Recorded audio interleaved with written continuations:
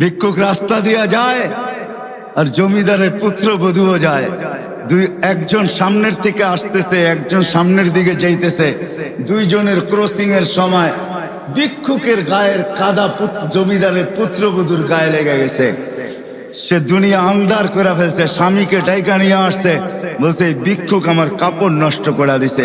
সে শুধু ভিক্ষুক ছিল না, বৃদ্ধ ছিল। বৃদ্ধ ছিল না শুধু, জীর্ণ ছিল, শীর্ণ ছিল, শরীরে কাপড় ছিল না, ফাটা চিরা কাপড় ছিল, পায়ে জুতা ছিল না, পেটে ভাত ছিল না।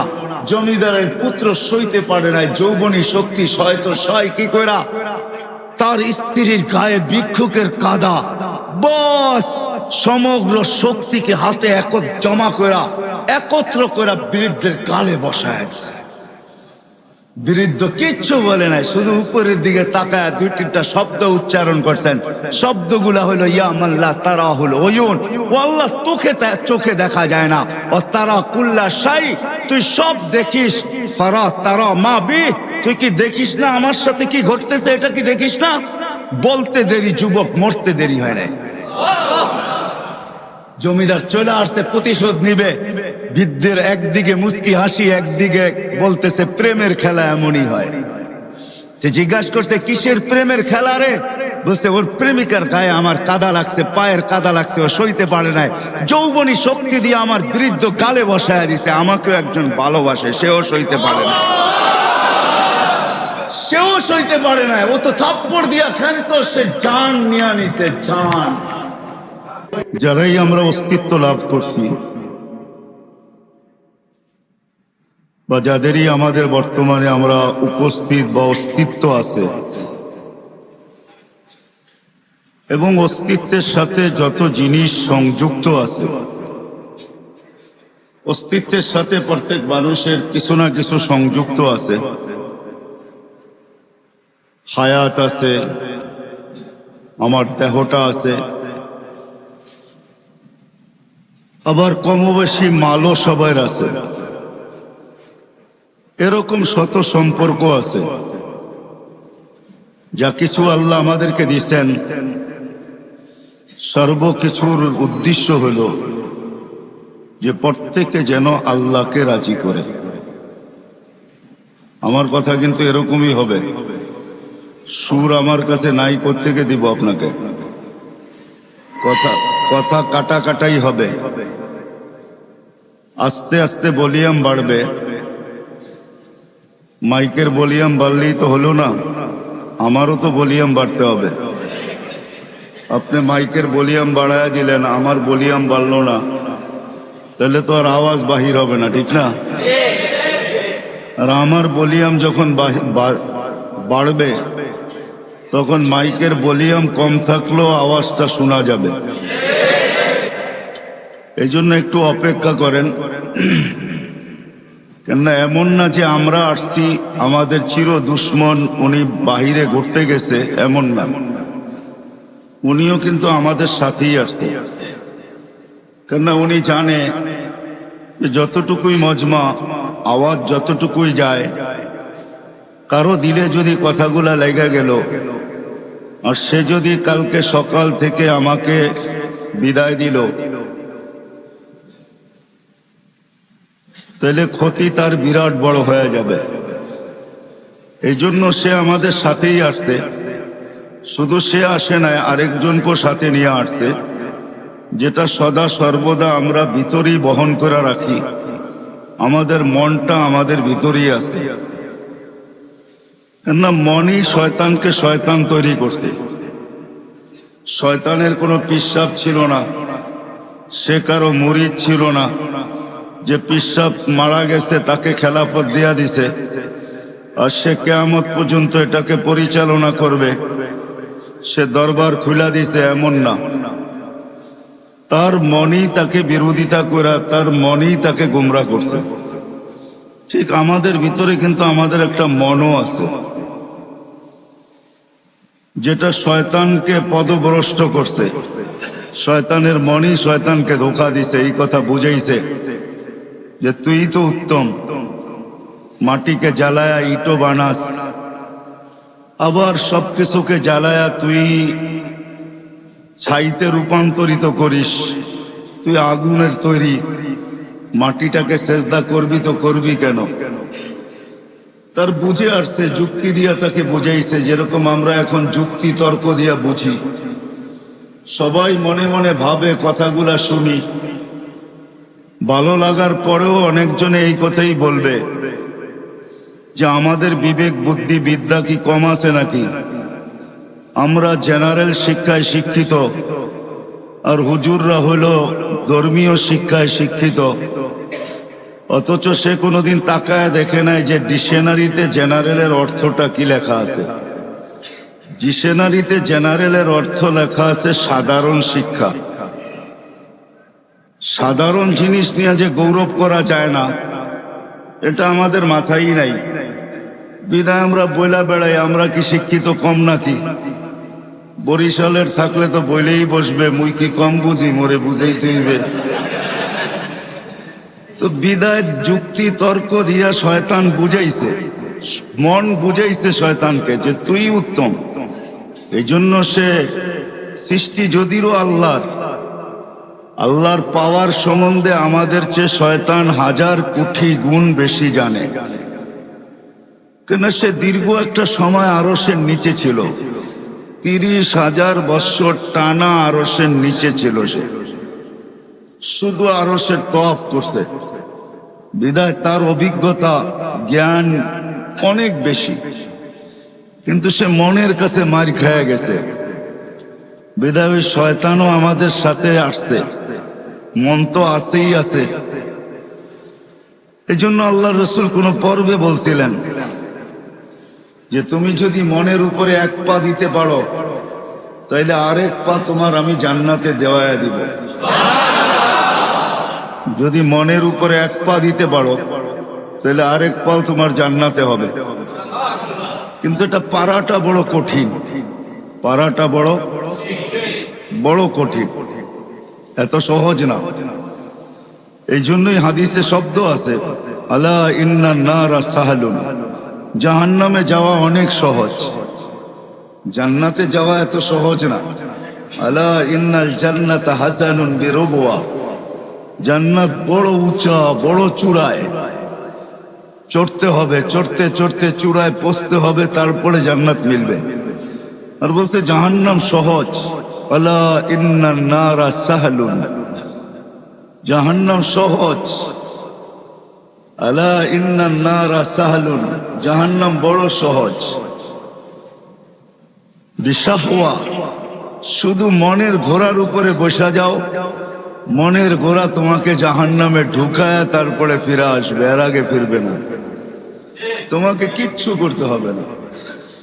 বিদায় ধৈর্য সহকারে ধ্যান দিয়া শুনবো, তাইলে কথাগুলো বুঝে আসবে। আর যদি আজকে বুঝে আসে, তাহলে করা সহজ হবে। এটাই আমার আলোচ্য বিষয়ের প্রথম হেডলাইন ছিল, এটাই যে আল্লাহ আমাদেরকে যা কিছু দিছেন, অস্তিত্ব বলেন, যার কাছে যা আছে, যুবকের কাছে যৌবন আছে, তো এটা আল্লাহকে পাওয়ার জন্য। আমি এক একটার উদাহরণ দিব। যুবককে যৌবন দিছেন আল্লাহ পাওয়ার জন্য। যদি আল্লাহ পাওয়ার জন্য যৌবন না দিতেন, তাহলে আল্লাহ এতগুলা পুরস্কার কোনোদিন ঘোষণা করতেন না। আল্লাহ যুবককে আগেই শোনায়া দিয়েছেন, তোমার যৌবন আমাকে পাওয়ার জন্য। পাইলে কি হবে মালিক? তোমার জন্য এখন থেকেই আমি আরশের নিচে গ্যালারি বানাইতে শুরু করব। নর্মাল গ্যালারিরা, super deluxe gallery, normal gallery না। স্টুডিয়ামে নর্মাল গ্যালারিও থাকে, আবার সুপার ডিলাক্সও থাকে। সুপার ডিলাক্স যেটা হয়, ওটার ভিতরে চেয়ারও আলাদা, এসিও লাগানো থাকে, দেখতে অসুবিধা হইলে প্রজেক্টরও থাকে। কি বলেন, বুঝাইতে পারতেছি? দেখতে যদি কোনো যুবকের অসুবিধা হয় তো প্রজেক্টর থাকে। আবার ওটার ভিতরে খাওয়া দাওয়াও থাকে। একটু পর পর জিজ্ঞাসা করে চা খাবেন, একটু পর পর জিজ্ঞাসা করে পানি লাগবে, কেননা খাদেম থাকে তো, কেননা সুপার ডিলাক্স ওরকম টিকিট নিয়ে ঢুকছে, বিদায় ওটার ভিতরে সমস্ত ব্যবস্থা থাকে। কোথাও কোথাও এমনও থাকে যে কনভেস পর্যন্ত বাড়ির থেকে গাড়িতে নিয়ে যাবে, আবার গাড়িতে বাড়ি পৌঁছায় দিবে। আবার এদের জন্য সিকিউরিটিও থাকে, এদের গেটও ভিন্ন থাকে। এরা সাধারণ গেট দিয়ে ঢোকে না, এদের জন্য গেটই ভিন্ন। সব কিছুর ভিতরে পার্থক্যতা থাকে। তো যুবককে যে যৌবন দিছেন, এটা আল্লাহকে পাওয়ার জন্য দিছেন। এই জন্য আল্লাহ ঘোষণা দিছেন, যুবক যৌবন আমাকে পাওয়ার জন্য, নাইলে তোমাকে আমি যৌবন দিতাম না। আমরা ভাবি যৌবন মনে হয় অন্য কাজের জন্য দিছেন। না না না না, বাহিরের লাউড স্পিকার খোলা, বিদায় এত কথা ইঙ্গিতে এত কথা বুঝানো যাবে না, নাইলে চোখে আঙ্গুল দিয়েও বুঝানো যেত। যৌবন আল্লাহ এই জন্য দেন নাই যেই জন্য আমরা ভাবি। যুবকরা যেটা ভাবে এই জন্য যৌবন দেন নাই। আমাদের সমাজ যেটা বলে এই জন্য যৌবন দেন নাই, যে কিছু করলে তো এই বয়সেই করবে। প্রবাদ বাক্য আমাদের আছে সচরাচর, মা বাবাও বইলা বেড়ায় কখনো কখনো, যে যুবক তো এই বয়সেই তো কিছু করবে, ঠিক না? এই বয়সে যৌবন কিছু করার জন্য দেন না, আল্লাহকে পাওয়ার জন্য দিছেন। এই জন্যই আল্লাহ বুঝাইতে চাইতেছে, যুবক তোমার যৌবন আল্লাহকে পাওয়ার জন্য। তুমি আল্লাহকে পাওয়ার জন্য যৌবন দিছি, তো ঘোষণা দিতেছেন তুমি আল্লাহকে যদি পায়া যাও, তো তোমার জন্য আমি আজকের থেকেই শাবুন নাশা ফি ইবাদাতিল্লাহ সাবআতুন ইয়াযিল্লুহুমুল্লাহু তাহতা যিল্লি ইয়াওমা যিল্লু শাবুন নাশা ফি ইবাদাতিল্লাহ। আল্লাহ বলতেছেন তোমাকে আমার আরশের নিচে কিয়ামতের দিন সুপার ডিলাক্সে আমি জায়গা দিব। শুধু ডিলাক্স না, সুপার ডিলাক্স। তোমার জন্য এই গ্যালারি তৈরি হবে। যুবকের যৌবনও আল্লাহকে পাওয়ার জন্য, রূপসীর রূপও আল্লাহকে পাওয়ার জন্য। বলতে বলতে যদি বলা যায় তাহলে দারিদ্রের দারিদ্রতাও আল্লাহকে পাওয়ার জন্য। কেননা গরিবের ঘরের দুয়ারে জান্নাত লুটুপুটু খায়, গড়াগড়ি খাইতে থাকে। এই জন্য আল্লাহ রসুল বুঝাইছেন গরিব, বলছে হ্যাঁ গরিব, বলে কোনো চিন্তা নাই, আমিনু আলা রব্বিকুম সাল্লু খামসাকুম সুমু শাহরাকুম মুতু ওয়াদখুলু জান্নাত রব্বিকুম। ঈমানটা বানাও, নামাজটা ঠিক করো, রোজাটা রাখো, মরতে দেরি, জান্নাতে যেতে দেরি হবে না। তারপরে পুরস্কার দিছেন। কেমন পুরস্কার? দুনিয়ার আধিপত্য হাজারো মানুষের হাতে, হাজারো শ্রেণীর হাতে। শ্রেণী বলা যায়, মানুষ না, হাজারো শ্রেণীর হাতে দুনিয়ার আধিপত্য। বাড়িওয়ালার ভাবি ভিন্ন, ঠিক না? কি বলেন? হ্যাঁ, যদিও খুদলে নিচে এখনো পানি পাওয়া যাবে কামরাঙ্গীর চরে। রাগ হয় না, কিন্তু বুঝানোর জন্য বলতেছি, পায়ে হাত রাখি। কেননা 30 হাত গভীর ছিল, এখানে 40 হাত গভীর ছিল। কামরাঙ্গীর চর যখন পড়তাম, তো বর্ষার যুগে তো এই পুরাটা চরই আমাদের চোখের সামনে ভাসত। আজকের কথা বলতেছি না, সেই 86-র কথা বলতেছি। তো পুরাটা চরই তো চোখের সামনে ভাসত, বাসমান। তো বাড়িওয়ালার ভাবি ভিন্ন। তো হাজারো শ্রেণীর হাতে এখন দুনিয়ার আধিপত্য, ঠিক না? মার্কেটওয়ালা হলে তো কোনো কথাই নেই, ঠিক না? আমি আপনাদের এখানের একজন লোককে চিনি, যে এখানের মার্কেটের মালিক। আপনাদের এখানে হবে, না হয় কালীগঞ্জ হবে, মনে হয় এইখানেই হবে, কামরাঙ্গীর চরেই। উনি আমেরিকাতে থাকে, এইখান থেকে টাকা যায়, ওইখানে বসে আরামে থাকেন, কিচ্ছু করেন না। জিজ্ঞাসা করলাম কিছু করেন না, কিভাবে চলেন? হুজুর চিন্তা করেন না, আমার মার্কেটের দোকান আছে, তো 50-60টা দোকান আছে, যা বাড়া আসে ওটা দিয়ে আমার চলে যায়। তো যেটা বুঝাইতেছিলাম, হাজারো শ্রেণীর হাতে দুনিয়ার আধিপত্য।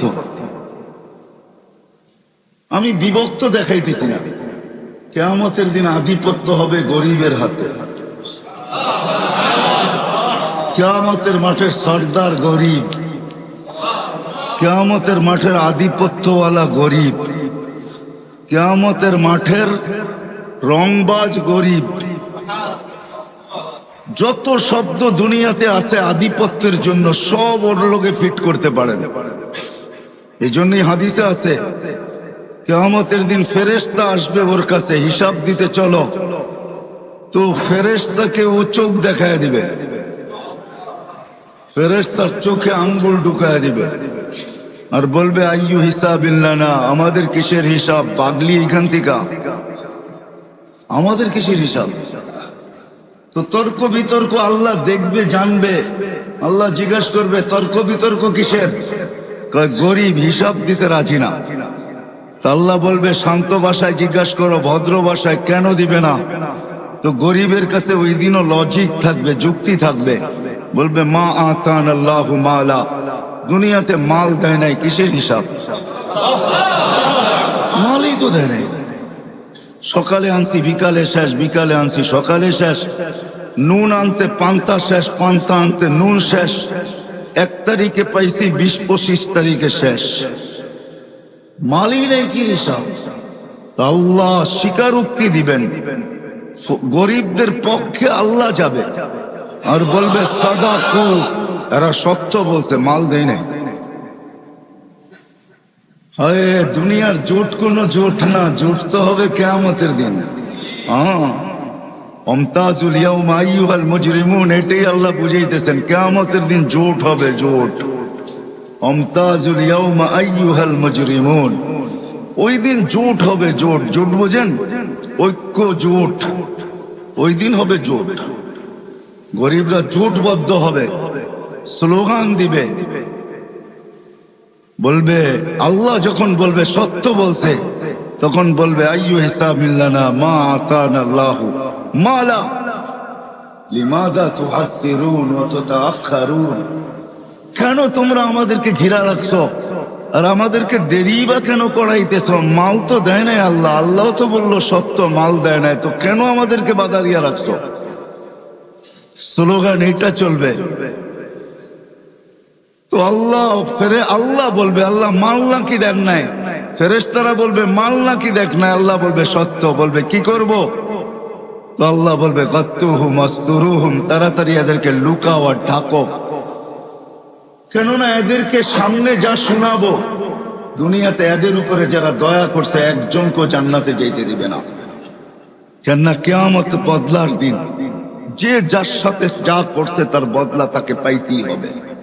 ইনকানা খায়রা ফাখায়রা, যদি ভালো করে থাকে তো ভালোর বদলা পাবে, সেই ভালো যদি 1 গ্লাস পানিও হয় এটারও বদলা সে পাবে। এই জন্য হাদিসে আছে 1 গ্লাস পানির বিনিময়ে জান্নাতে যাবে, 1 গ্লাস পানি। যেই দোকানদাররা দোকানের সামনে ফ্রি পানি রেখা দেয়, হয় গরমের দিন রিক্সার থেকে নামছে, পিপাসা লাগছে, তো দোকানের সামনে ঝাড় রেখা দিছে পানির, ওইখান থেকে 1 গ্লাস পান করে বাড়ির দিকে হাঁটা শুরু করছে। সে রাখছেই প্রতীক খাবে, ওই 1 গ্লাস পানির বিনিময়ে সে জান্নাতে যাবে। কেননা চিত্র যদিও পানকারী ধারণ করে নাই, বা চিত্র যদিও যে পান করাইছে সেও ধারণ করে নাই। চিত্র বোঝেন? আরে বোঝেন না কি চিত্র? চিত্র কি? ছবি তুলে রাখে নাই সে, যদিও তার দোকানের ক্যামেরা স্ন্যাপ নিছে, ছবি কালেক্ট করছে, কিন্তু এটা বেশি দিন ছিল না। হয়তো যতদিন এটার ভিতরে সিস্টেম আছে, 15 দিন, 1 সপ্তাহ, 1 মাস, 1.5 মাস, হয়তো এতদিন পরে নিজে নিজে ডিলেট হয়ে গেছে, কিন্তু আল্লাহ এই চিত্রকে ধরে রাখছেন। কিয়ামতের দিন যে পান করছে সে যদি জান্নাতে যায়, আর যে পান করাইছে সে যদি না যায়, তো আল্লাহ ওই যে যাবে না, যে পান করাইছে তার সামনে চিত্র তুলে ধরবে আর তাকে দেখায় দিবে, ওই যে যায় বদলা নিলে নিতে পারো। তো হাদিসে আছে সে যে গতি রোধ করবে, গতিটাকে রোধ করবে আর বলবে 1 গ্লাস পানি আমার দোকানের সামনের থেকে তুমি কখনো পান করছিলা, বিনিময়ে দিতে হবে। ওই দিন নেই নাই বটে, কিন্তু আজকে প্রয়োজন বিদায় আজকে নিতে বাধ্য, আমাকে বিনিময়ে দিবে, তারপরে যেতে দিব, নাইলে যেতে দিব না। কথা লম্বা হয়ে যাবে। সে ভাববে মনে মনে যে চিনি না, জানি না, শুনি না, আর জান্নাতের কিয়ামতের মাঠে এই চিত্র হবে এটাও কোনোদিন শুনি নাই। দুনিয়ায় শুনতাম যে ঠেক